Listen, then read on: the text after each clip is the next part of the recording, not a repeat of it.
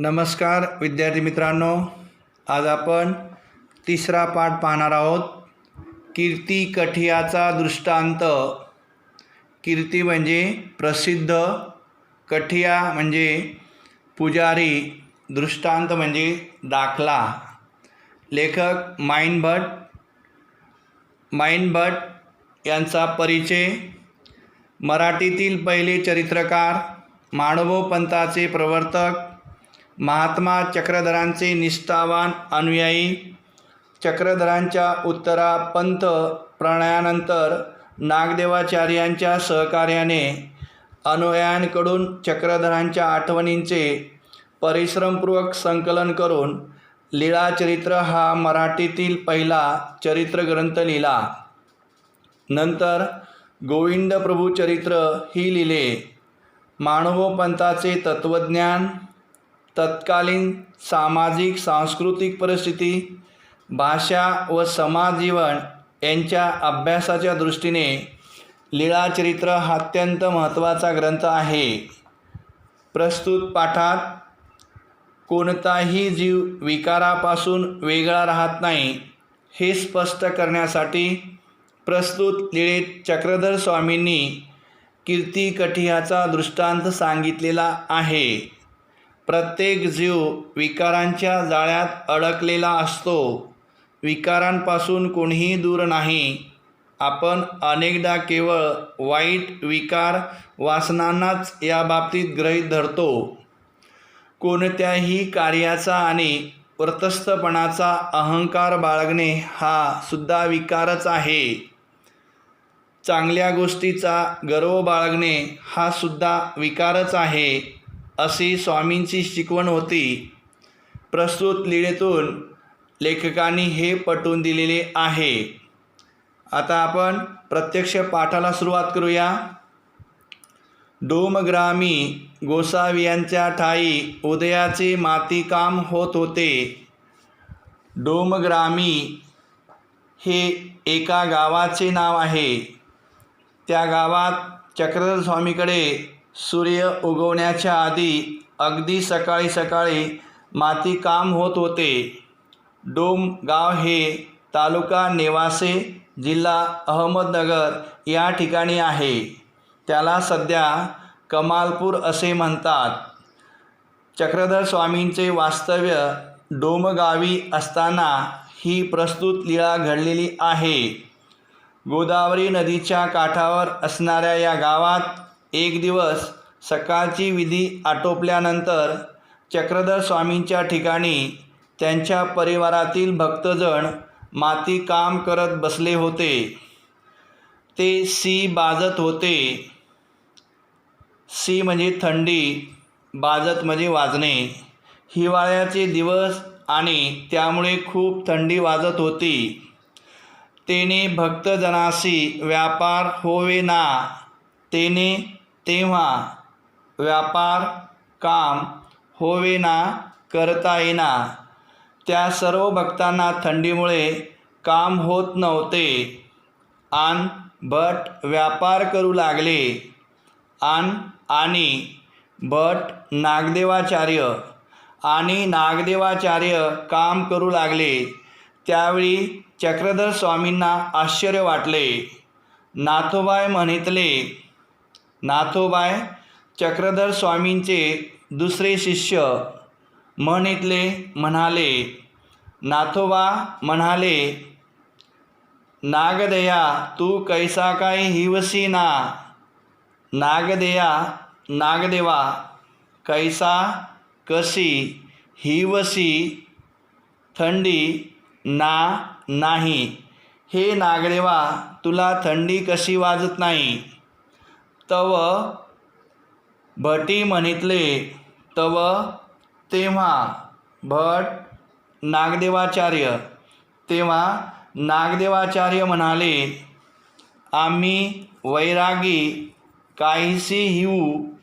वैरागी संन्यासी, काहीसी कसली, हिव थंडी. आम्ही तर संन्यासाला कसली थंडी. यावरी सर्वज्ञ म्हणितले. यावर सर्वज्ञ श्री चक्रधर स्वामी. यावर चक्रधर स्वामी म्हणाले, हा सर्व चाललेला प्रसंग चक्रधर स्वामी पाहत होते. नागदेवाचे उत्तर ऐकून चक्रधर स्वामी म्हणतात, वानरया पोरा जीवासी वैराग्य मिरू आवडे, हाही एकू विकारूची गा. वानरया पोरा, वानरया हा शब्द नागदेवाचार्यासाठी आलेला आहे. नागदेवाचार्य हे वानरासारखे चपळ होते. इकडून तिकडे सारखे पळत राहायचे म्हणून त्यांना वानर असे म्हटले आहे. त्यावर चक्रधर स्वामी म्हणतात, हे बघ, जीवाला स्वतःचे वैराग्य मिरवायला आवडते. जीव असा आहे, तो आपल्या वैराग्याचेही प्रदर्शन मांडतो, कारण त्याला पुढच्या व्यक्तींकडून कौतुकाची अपेक्षा असते. हे असे वागणे विकाराचे कार्य आहे. त्यामुळे तू अशा पद्धतीने वागू नकोस. यावरी भटी म्हणितले. भटी नागदेवाचार्य. यावर नागदेवाचार्य म्हणाले, जी जी निर्विकार तो कवन.